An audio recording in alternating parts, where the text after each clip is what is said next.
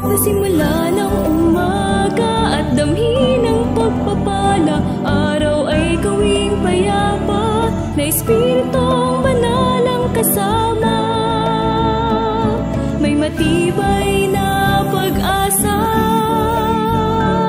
tayo ay mga pinagpala, na tanging sambin ng puso. Ama, salamat po.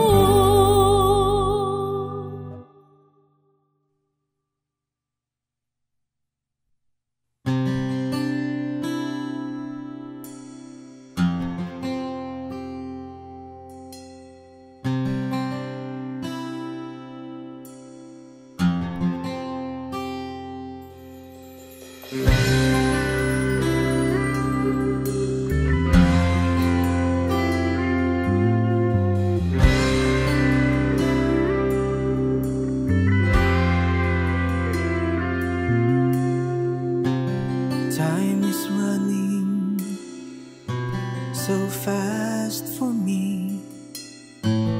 Didn't know where my life could be. I forgot that I'm a soul hiding beneath my body and bones.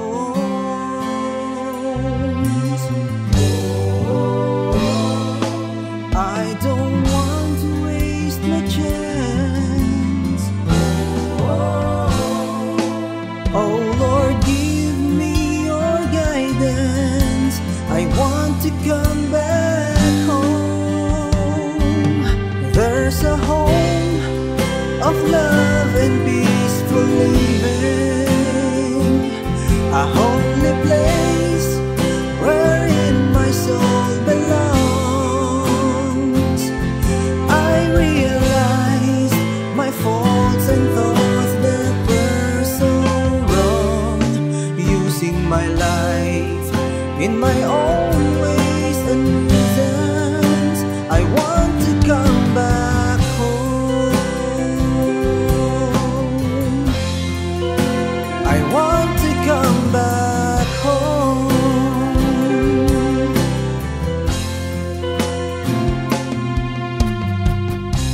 I'm living the life borrowed from God. I'll make things right. Someday you'll return up above. Shine your guiding light. How they differ from anyone else.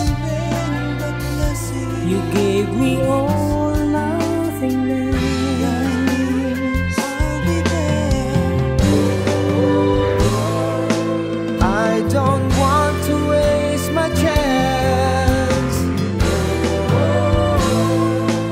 Oh Lord, give me your guidance. Walk with me, light my way back home. There's a home of love and peace, believing, a holy place wherein my soul belongs. I realize my faults and thoughts that were so wrong, you saved my life in my own ways and reasons. I want to come back home.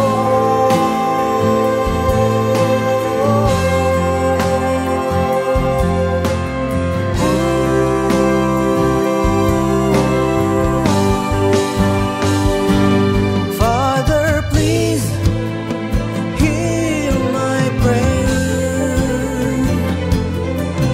and please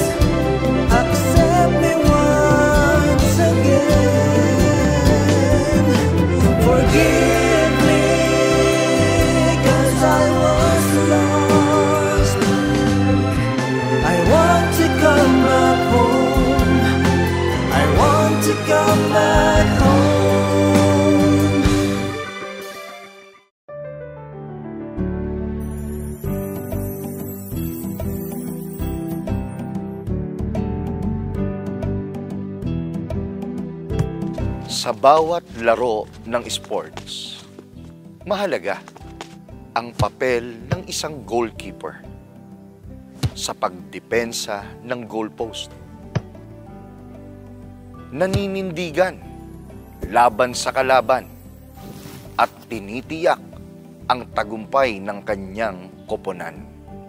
Pero paano kaya kung dalin natin to sa mas malalim na aspeto ng ating buhay? Ang ating spiritual na pamumuhay, ang pamumuhay bilang mga Kristiyano. Kapayapaan po, Brother Ryan Bernabe. Samahan niyo po kami sa isang mapagpalang umaga. Pag-usapan natin ang temang ito at ating tanggapin ang biyayang hatid ng programang Blessed Day.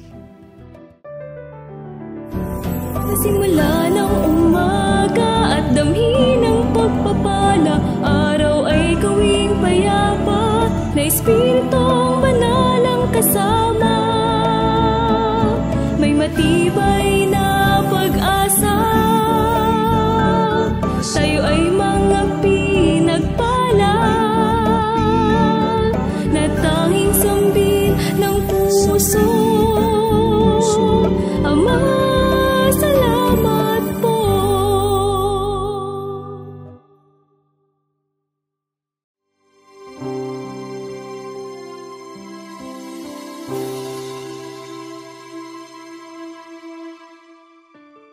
Alam niyo po, tinatawag tayong lahat na goalkeeper sa mas makabuluhang paraan.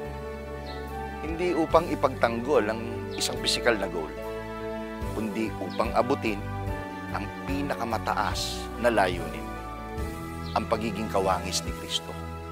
Mula sa pagiging bata o sanggol sa pananampalataya, dapat nahangarin natin na umunlad pa ng umunlad hanggang sa maabot natin ang spiritual maturity. Gaya po halimbawa ng ipinaliwanag sa aklat na isinulat ng kapatid na Isagani Capistrano. Siya po yung pangunahing lingkod ng Most Holy Church. Sa daily reflection na Gold Dust ay ating mababasa. Gold Dust number 197. Let the wonderful kindness and the understanding that come from our Lord and Savior Jesus Christ help you to keep on growing. Praise Jesus now and forever. Amen. 2 Peter chapter 3 verse 18. Growth is an indication of life. When there is no growth of the physical body, something is terribly wrong and death is around the corner. So is with the spiritual. If you do not grow spiritually, there is no spiritual life. Spiritual growth is commanded and is expected from every child of God. God wants us to grow spiritually from the time we were created in Christ until we become perfectly mature. Maturity can be understood to be being built up and established in faith, to be perfectly holy, transformed in the image of Christ, pressing towards the goal, and or go into perfection. It is a daily progress in our spiritual experience with God, and an increase in our knowledge of Him, His ways, holiness, and especially His love. The keys to spiritual growth are to increase in the knowledge of God through His words and His works in our lives, to compel us to obey Him and seek Him, desire and love Him more and more each day.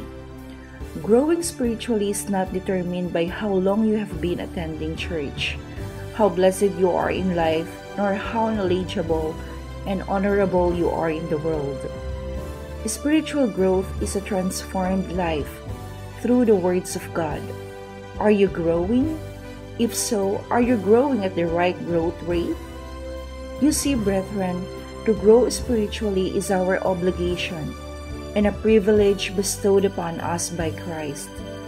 I pray that you all grow in grace and understanding of the Lord, in praise and glory of His precious name. Let us grow into maturity, into the perfect image of Christ.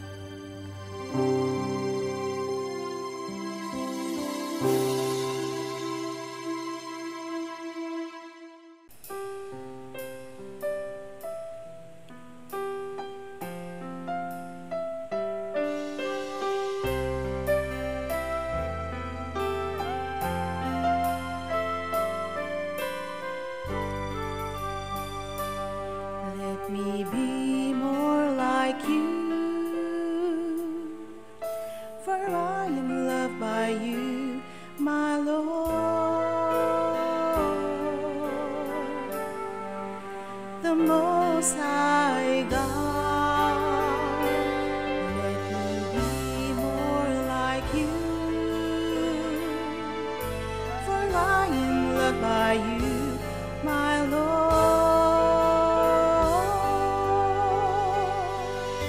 the Most High God.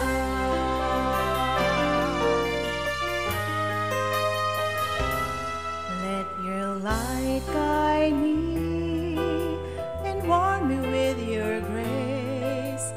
As I bless other people's life, help me grow in every way. Let me light guide me and warm me with your grace. As I bless other people's life, help me grow in every way. I will shine to show your glorious light.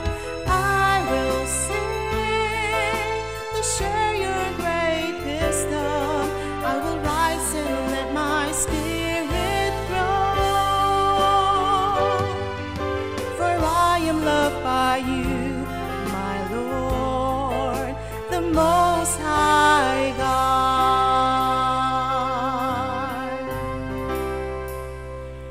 Let me be more like you, full of hope and overflowing faith, with love that's unconditional and blessings I can share.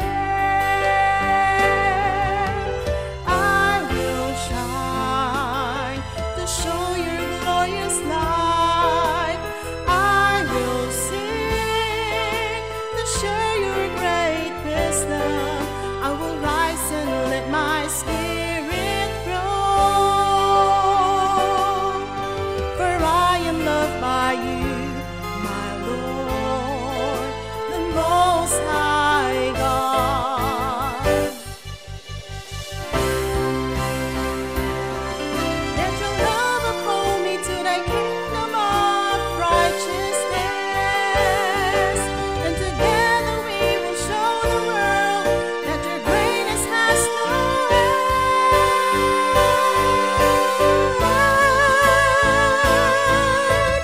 I will shine to show your glorious light. I will sing to share your great wisdom. I will rise and let my spirit grow.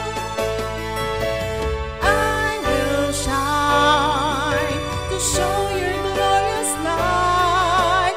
I will sing to share your great wisdom.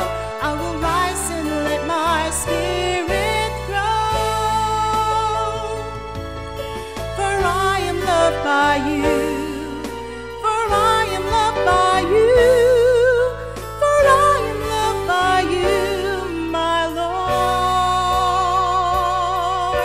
the Most High God, the Most High God, the Most High God.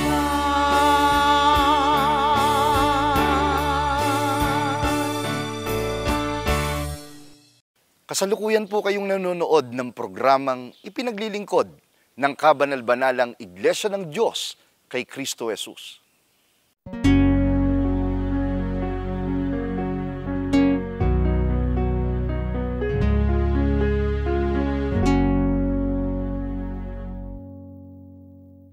Ano nga ba ang pagiging kawangis ni Kristo? Paano aabutin ang kalagayang ito kung ito ang ating goal? At kung nasa atin na, paano natin ito iingatan? Paano ba ang maging goalkeeper? Atin nang tanggapin ang ating Elder Regem upang talakayin ang isyong ito sa pamamagitan ng segment na Gabay ng Pamilyang Kristiyano.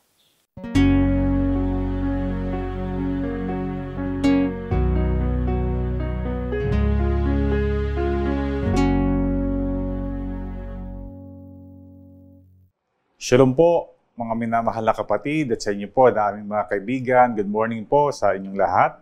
Nawa isang mabiyayang araw po muli ang bigay sa ating Panginoon sa araw na ito. At nawa ang kanyang kapayapaan ay sumating puso, sumating kalooban. Isang mabuting pagkakataon na naman ang bigay po sa atin ng Diyos upang minsan pa ay tumalakay po ng isang mahalagang bagay na mahalagang magawa natin sa ating pamilya, maging sa ating sarili bilang tao at maging sa ating sarili bilang mga Kristiyano. Kaya pamagat po ng ating tatalakayin sa araw na ito ay aking pong pinamagatang The Goalkeeper. The Goalkeeper. Sino ba yung goalkeeper? Ano ba yung goalkeeper? Alam niyo po, sa larong football o yung soccer, mahalaga po yung role ng goalkeeper.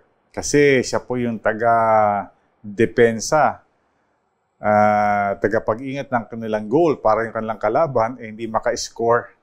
Kaya usually po ang goalkeeper, matangkad po yan, mahaba ang mga kamay para talagang mas malaki yung percentage na mablock niya yung pagpasok ng bola doon po sa goal.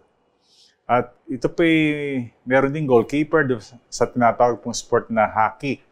Sa ano naman po yung sa snow, sa ice, na kung saan may pinapalo po silang parang maliit na bilog yun, papasok sa goal. So, meron din po yung goalkeeper. Ngayon po, ang goalkeeper po nating tinatalakay sa araw na ito ay tungkol po ba sa kahalagahan na yung ating pong goal. Ano ba yung goal? Yung ating pong plano, yung ating pangarap na is mangyari sa buhay natin, we should keep it. Ibig sabihin po, talagang ingatan po natin sa tulong at awa ng Panginoon ay ating pong maisakatuparan. Kasi napakamahalaga po talaga na meron tayong plano, meron tayong pangarap sa buhay, nais na mangyari o kaya marating. So sabi nga, ang tao po na walang goal, walang pangarap, walang layunin, siyempre wala pong kapupuntahan. Sabi nga, yung importance of having a goal. Because the absence of conscious goals usually leads to confusion and emptiness. Hindi pong kawalan ng conscious goals, yung talagang naiisip mo palagi na dapat mong gawin, dapat mong isakatuparan, naglilid po yan sa confusion, talagang kalituhan. Hindi mo alam kung ano gagawin mo. And emptiness, para bang wala kang na-achieve, wala kang na-accomplish. So mahalaga po talaga sa isang pamilya, sa isang tao, maging sa mga kabataan, at lalo na sa Kristiyano, meron po tayong goal na tinitingnan sa ating pong harapan. Alam niyo po, sabi nga, if you don't know where you are going, you may end up someplace else. Di ba? Ganun naman talaga yun nagdadrive ka, may pupuntahan ka, hindi mo talaga alam kung saan ka pupunta, you will end up someplace else. Kasi hindi mo talaga tiyak kung saan ka pupunta. Alin yung mga daang dadaanan mo.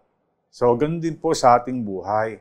Mahalaga po na talagang meron tayong tiyak na gustong mangyari o marating sa buhay natin, sa ating pamilya, at maging sa ating sarili bilang mga tao. At yun din po sa ating bilang mga Kristiyano. So, mahalaga po na magkaroon ng goal ang isang pamilya. O, halimbawa, goal namin sa after 3 years, magkaroon ng sariling bahay. Goal namin after 5 years, magkaroon ng kotse. Pwede rin namang magpalit ng kotse. Di po ba? Ang goal natin, ito, ma-renovate ang ating bahay sa ganitong taon o pagkakataon.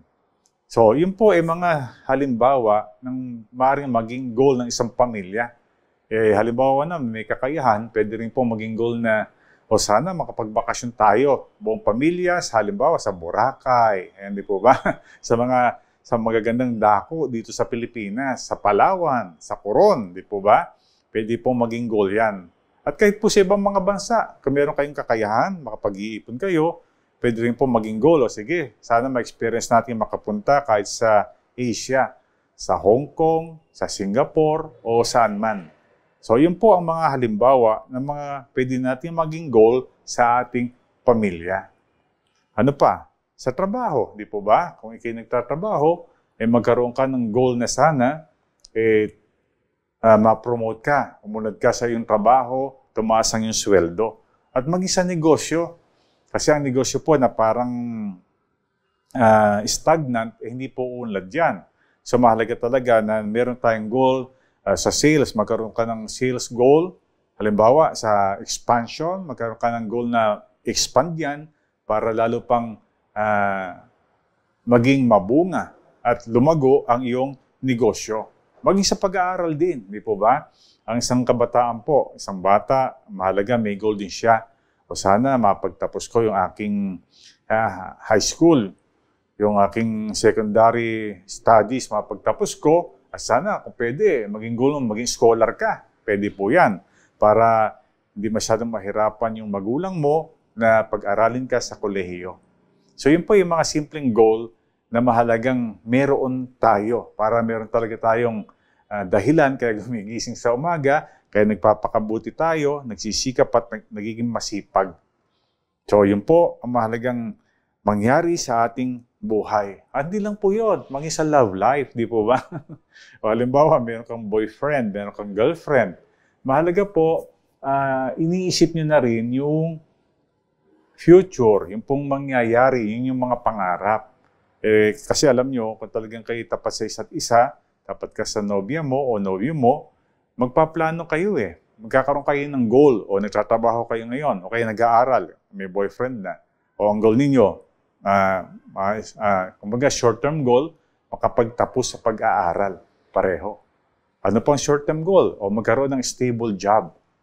O pagka maayos ng aming trabaho, kami nakapag-ipon na, handa na, ang goal ninyo, at the right age, magpapakasal kayo.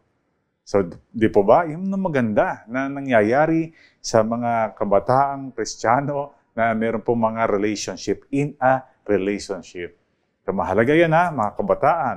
Magkaroon kayo ng goal sa inyong pagiging mag-sweetheart, pagiging magkasintahan. Sa mag-asawa rin mo, pwede rin po yun, di po ba? Kasi minsan parang pwedeng sabihin na nawawala yung romance, di po ba? Kasi habang tumatagal lang pagsasama, minsan parang nagiging masyado kayong familiar sa isa't isa. So kayong dalawa, pwede rin po magkaroon ng goal na siguro tayong dalawa magbakasyon. Kayong dalawa lang, di po ba? Siguro pwedeng mamasyal kayo sa isang dako para ma-rekindle, ma-reminish yung pang dati nangyari nung kay dalagat binata pa lang. So yun po ang mga halimbawa ng mga goals na pwede po nating gawin.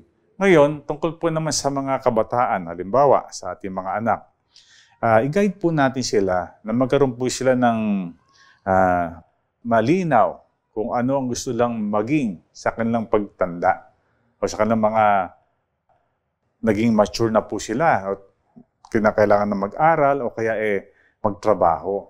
So, pwede po nating pag-aralan yung kanilang passion, yung kanilang potential. Di po ba? May mga kabataan mahilig siguro sa pagtugtog. Di po ba? Instrument. Baka gusto niya conservatory of music. Di po ba? May mga kabataan magaling sa mathematics. Obserbahan mo yan. Pwede sa kanila yung mga kurso na engineering, yung pang mga sa computer, accountancy. So, yun po ang pwede nating mailid ang ating mga anak sa kanilang pwedeng maging goal sa kanilang mga buhay. Sabi nga po, goals are dream with deadlines. Alam niyo po, hindi po dapat na yung pangarap o yung goal o manatiling goal lang. Mahalaga po, meron kayong mga deadlines, mga takdang panahon na sana matupad yun, siyempre, sa pagsisikap ninyo. At siyempre, sa buting tulong ng ating kataas-taasang Diyos. Yan po napakamahalaga. Ano naman po ang ating plano na mangyari sa buhay natin, lagi po nating ipapanalangin sa Panginoon. Lagi po nating ipagtatagubilin sa Kanya kasi siya po talagang may hawak ng ating buhay, ng ating kapalaran. At kapag ka po nakita ng Panginoon ang ating dedication, ang kagustuhang mangyari sa buhay natin isang bagay, dahil anak niya tayo, bibigay niya po yun sa atin. Makita na lang din po sa atin yung katapatan at pagsisikap na maging mabuting mga tao. So, yan po ang mahalagang mangyari sa atin. Halimbawa naman, ito na sitwasyon natin sa ating buhay. Sabi nga, it is never too late to be what you might have been. It is never too late to be what you might have been. Hindi po hadlang edad, hindi po hadlang yung mga na-experience mo na para hindi mo matupad yung mga goal mo pa rin o gustong gawin sa buhay mo. Kailanman po hindi huli ang panahon para i-explore mo yung buhay, gawin mo yung gusto mo na hindi naman masama at makaluluwalhati sa Diyos, tuloy mo yon. So, yun po ang mahalagang magawa po natin sa ating sambahayan at sa ating po individually. Pero alam nyo, talakayin naman po natin yung spiritual side ng pagkakaroon po ng magandang goal. Tayo po bilang mga Christians, our goal is to be conformed in the image of our Lord Jesus Christ. Ulitin ko po we as Christians, our goal is to conform to the image of our Lord Jesus Christ. Ang kumumporme, ang maging kagaya, katulad po ng imahe ng ating kataas-taasang Diyos. We have to be identified with Him. Di po ba? To share in God's rule on the earth for the glory of God. Mahalaga po na He lives His life through us. Nabubuhay ang Diyos sa pamagitan po natin. So siya pong ating pattern, siya pong ating model. He must live His life through us. Mabuhay ang Diyos, ang kanyang kabuhay makita sa pamagitan po natin. As a result po nito, we will share in God's rule on earth for the glory of God. Kumbaga, makakashare po tayo sa kagustuhan ng Panginoon na talagang maghari ang kanyang kalooban dito sa mundo, dito po sa lupa. So mga kapatid, meron man tayong mga personal goals, mga material goals sa buhay na ito, huwag po nating kalilimutan na yung pangunahin nating goal o layunin. To conform sa image po ng ating Panginoon, to be identified with Him. So our daily plan or goal must involve walking or living like Jesus. So ulitin ko po, our daily goal must involve walking or living like our Lord Jesus Christ, to develop a close or intimate relationship with Him. Mahalaga po yan. Gaano man tayo kabisi to pursue our material goals, mahalaga po, nadidevelop, unti-unti, nag-grow ang ating relationship sa Kanya. Nagiging intimate tayo sa Panginoon, lalo tayong nagiging mapanalanginin. Lalo nating nagtatagubilin ng lahat sa ating buhay. Lalo tayong nagpapakababa at nakikita ng Panginoon ang ating pagnanasang ma-please natin siya. So, yun po ang mahalagang mangyari. Yan po ang ating long-term goal Di po ba? Ang talagang maparangalan ang ating Creator. Alam niyo po, may tinatawag na short-term goals, di po ba? At long-term goal. Yung pong long-term goal, nakatutulong po yan para hindi mo naman ma-achieve yung short-term goal mo, you still have the reason to continue. Di po ba? Magpatuloy kasi meron kang long-term goal na mas mahalagang dapat na mangyari. So hindi man mangyari yung mga short-term goals mo, nakatingin pa rin tayo dun sa mas mahalaga, sa long-term goal.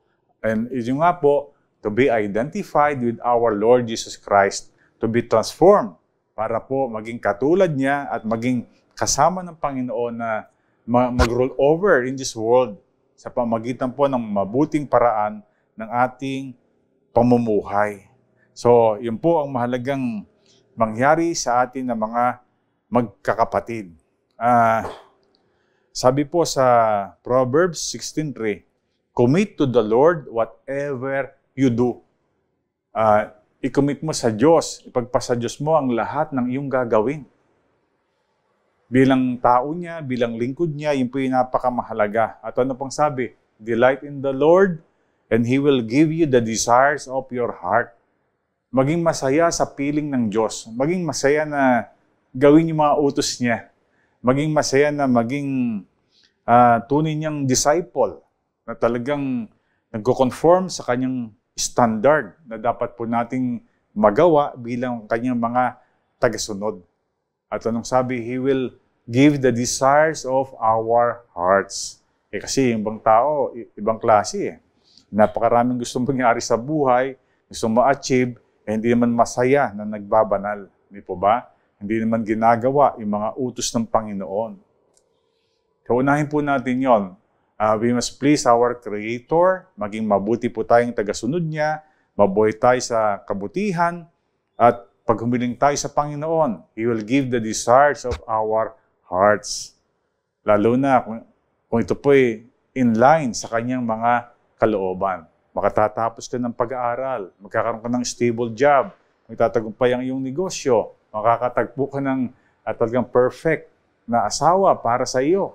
At magkakatulong kayo to glorify Him sa pagtatatag ng isang pamilyang Kristiyano. At yan po ay napakagandang goal natin para sa ating sarili. So, yun po ano man ang gusto nating mangyari, ano man gustong maganap sa buhay natin, commit to the Lord. Pagpasa Diyos po natin ang lahat ng mga bagay. Meron pong isang tao na may difficulty po siya sa kanyang memory. Yun nga, pag tumatanda kasi talaga, nagiging makalilimutin. Minsan nga may mag-asawa, sabi ng lalaki, ako, napaka-makalilimutin ko na talaga. Minsan di ko matanda ako sa nilapag yung aking eyeglasses, yung aking ballpen. Hindi ko malaman kung ano solusyon. Ganun ba? Sabi ng misis niya, ganito na lang. Total makalilimutin ka. Kalimutan mo na lang na makalilimutin ka. Ganda ng payo ng misis niya. Pero pwede rin. Diba? Pag makalilimutin tayo, nalulungkot tayo, kalimutan mo na lang makalilimutin ka para maging masaya ka pa rin. Balik po tayo sa story na gusto kong i-share. Meron pong isang lalaki na talagang nakaka-experience po siya ng memory loss. Talagang nagiging difficult sa kanya na magtanda ng pangalan, mga lugar, at mga bagay. So he went to a doctor. Nagpunta po siya sa doktor. Sabi ng doktor, the only way we can help you na maging maayos ang iyong memory is to impair your eyesight. Ibig sabihin maapektuhan lang yung mata mo. Ma-impair yan, lalabo. Pero lilinaw ang memorya mo. Sabi ng doktor. Which do you want to retain? Sabi ng doktor, your eyesight or your memory? Sabi po ng taong ito, don't take away my sight. I'd rather see where I am going than remember where I've been. Huwag mong tanggalin ang aking paningin. Mas gusto ko na makita ko saan ako pupunta kaysa matandaan yung mga nangyari. Alam niyo po, ang ganda ng pilosopiyang ito, di po ba? Kasi meron tayong mga experiences na maaaring hindi maganda na nagdaan sa buhay po natin. Kaya minsan nga, naging tinalakay natin, di ba? May mga pagkakataon, mabuti rin na makalilimutin. Kalimutan mo na yung mga nangyari, yung hindi maganda. And we should rather look doon po sa future, di po ba? Kung ano yung mangyayari, kung ano yung magandang nakalaan pa rin sa atin, sa kabila ng lahat, sa tulong at awa ng ating Panginoon. So, ulitin ko po we'd rather see where we are going than to remember where we have been. Di po ba? Mas maganda makita natin kung saan tayo patungo, ano mangyayari, kaysa matandaan po natin yung mga maring hindi magandang nangyari nung nagdaan. So napakaganda po ng future na palagi na ay no-offer sa atin ng ating Panginoon. So material goal, spiritual goal, ma-achieve po natin yan sa tulong at awa ng Panginoon. Nakita lang sa atin yung dedication, yung kasipagan, yung laging pananalangin, at ma-develop yung relationship natin sa Kanya. So sana po tayong lahat, mga tatay, nanay, mga anak, kahit lolo't lola, mga apo, we should be a goal keeper. Ibig sabihin, tandaan po natin, sikapin po natin magawa ang ating mga goal sa ating buhay. So sa huli, lagi ko pong sinasabi, mga kapatid, we must always rejoice. Magsaya po tayo sa kabila ng maraming nakalulungkot na nangyayari sa ating paligid. At we should always be prayerful, maging mapanalanginin. Napakaganda po, napakamakapangyarihan ng tuwin na ay pananalangin sa Panginoon. At ganun pa man, kasama po noon, lagi tayong maging mapagpasalamat. There are so many things, if we are only to look around us, napakarami pong bagay na dapat ipagpasalamat. Our God Himself Siya po ay source ng napakaraming bagay para tayo po maging thankful. So sana po mga kapatid, ang biyayang hatid ng pagtalakay na ito ay magawa po natin sa ating buhay. Pagpala po ito sa ating Panginoon sapagkat yan po ang ating kabanal-banalang pananampalataya. Pagpala ng Panginoon sa ating lahat mula ngayon at magpakailanman. Maraming salamat po sa inyong walang sawang pagsuporta sa ating pagtatanghal. Sana naging inspirasyon ito at naging simula ng isang tunay na pinagpalang araw para po sa inyo. Bago po natin tuluyang isara ang programang ito, nais ko pong ilaan ang sandaling ito upang ipanalangin kayo. Pati na ang lahat ng sumama sa atin ngayon. Hilingin po natin ang kanyang paggabay, kalakasan at karunungan sa pagharap natin sa araw na ito. Ipanalangin natin na siya ang manguna sa atin sa bawat hakbang at punuin ang ating mga puso ng pag-asa at kapayapaan. Manalangin po tayo. Panginoon naming Diyos na makapangyarihan sa lahat, nagpapasalamat po kami sa iyo sa patuloy na pagbibigay mo sa amin ng pagkakataon upang ang iyong kalooban na makapaglingkod kami sa paraang ito ay aming maisagawa ng may buong pagtatapat. Sana naging sapat ang amin pong mga pagsisikap upang makarating ang iyong kalooban sa lahat ng aming mga kapwa-tao. At sa napakahalaga na bawat araw na ipinagkakaloob mo, ibinibigay mo ang tiyak na mga gabay sa amin pong mga buhay. Ang paalalahanan kami sa iba't ibang aspeto ng buhay.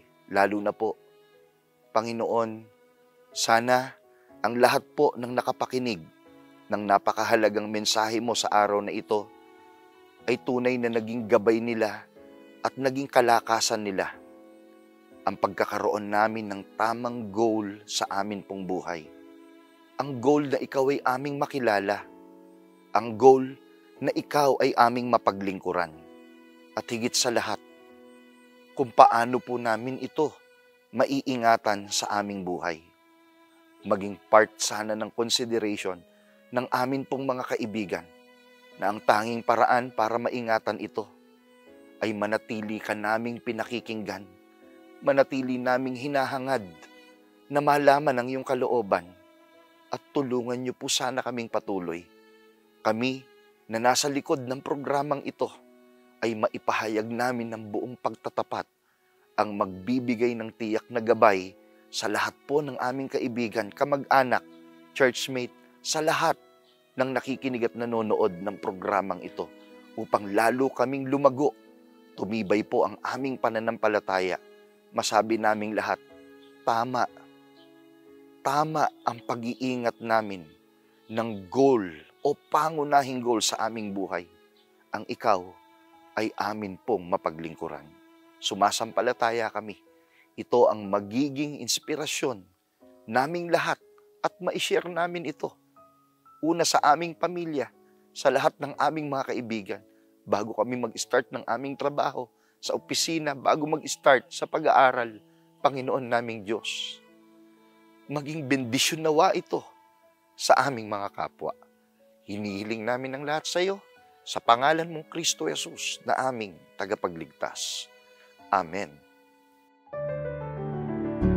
Maraming salamat po sa inyong pagtangkilik sa palatuntunang ito ng Kabanal-Banalang Iglesia ng Diyos kay Kristo Jesus.